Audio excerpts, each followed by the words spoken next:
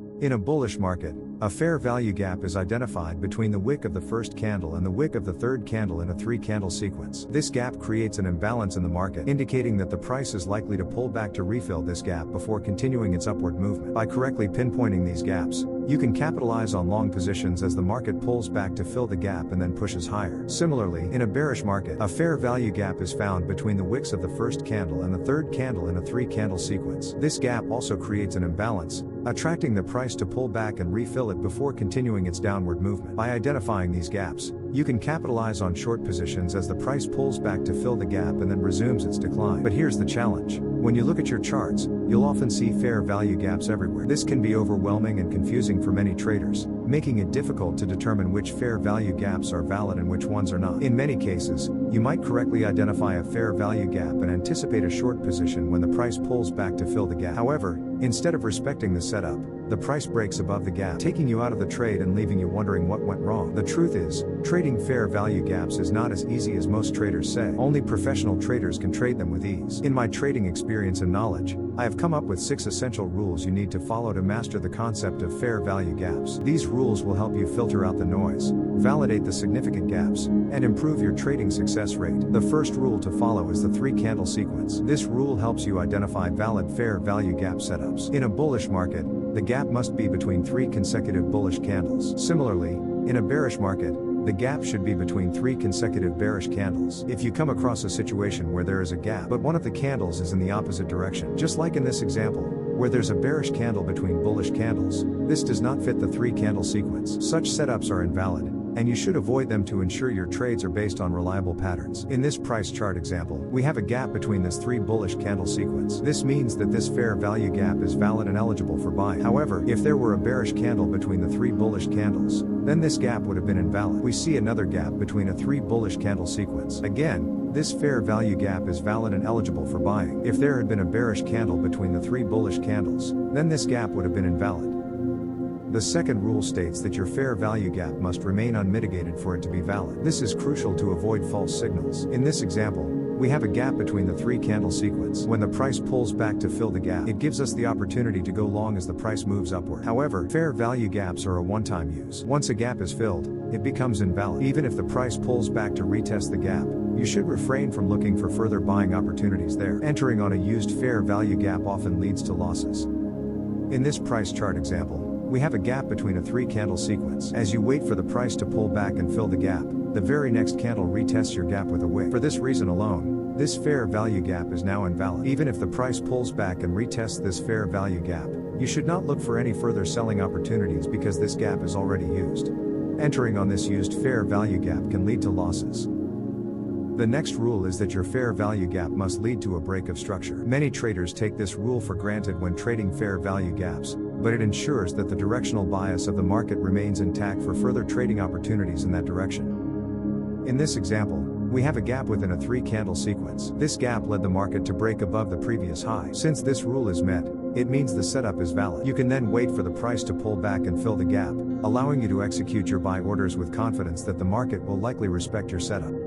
In this price chart example, we have a fair value gap between a 3-candle sequence. This gap led to a break of the previous high, rendering this setup valid and eligible for trading. However, we encounter a slight problem. There is another gap on top of the previous one. This situation often confuses traders because with 2 gaps on top of each other, which one is more eligible to trade from? To address this confusion, we need to look at rule number 4. Rule number 4 is about premium and discount. If you are not new to this channel, you've probably heard this concept multiple times now, which shows how significant it can be to your trading game. Using this example, you should always ensure that in an uptrend, your fair value gap is within the discount pricing range for it to be eligible for buying. The discount pricing range is where most traders will look for buying opportunities, anticipating the price to continue pushing to the upside.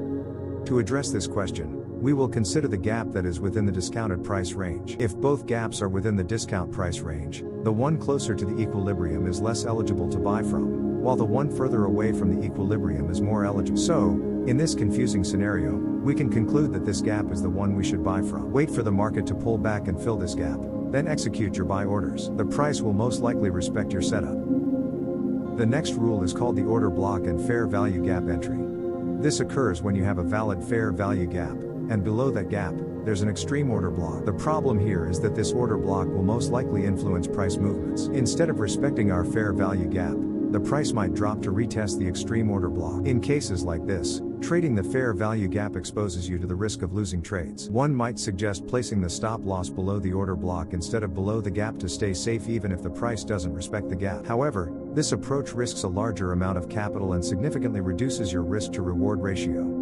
The best strategy here is to change our entry point. Enter exactly at the first wick of the gap and place your stop loss below the order block. This way, we risk less while maintaining a high risk to reward ratio. It's important to note that sometimes you will miss trades because the price might respect the gap and push upward without reaching your entry point. However, it's better to miss a trade than to lose capital. So, always execute your buy orders at the first wick of the gap when you have an extreme order block below it. In this price chart example, we have a valid fair value gap. However, below the gap, we have an extreme order block. We know that this order block can influence price movements. Entering at the second wick of the gap means risking more on our trades with a reduced risk to reward ratio. The best strategy is to enter on the first wick of the gap, which minimizes our risk per trade while increasing our risk to reward ratio. Now, we wait and hope that the price will drop and reach our entry point so that we do not miss the trade. Luckily, in this case, the price dropped and reached our entry point. We then execute our buy orders, and the price will most likely push up and reach our target. This is a very tricky situation, but with what I've shown you, I hope you can easily maneuver out of such situations with ease. Here's another price chart example. We have a fair value gap within a 3-candle sequence which is valid. Above this gap, we have an order block. We know that this order block will most likely influence price movements,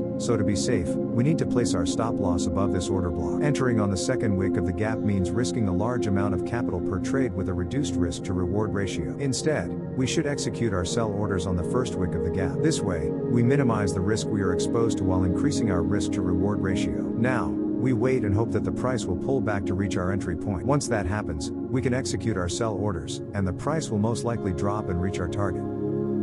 The last rule is the 50% fair value gap entry. Sometimes in the market, you may come across a perfect fair value gap entry. However, the gap might be too large for you to enter your trades with minimal risk. If you execute your buy orders at the start of the gap, you would be risking a large amount of capital with a reduced risk to reward ratio. To solve this problem, we use the 50% fair value gap entry. Instead of entering at the start of the gap, we enter at the 50% mark of our fair value gap. This way, we minimize the risk we are taking per trade while maximizing our risk to reward ratio. However, it is important to note that you will miss some trades because the price might retest the start of the fair value gap and then reverse back to its original direction. But it's always better to miss a trade than to lose capital.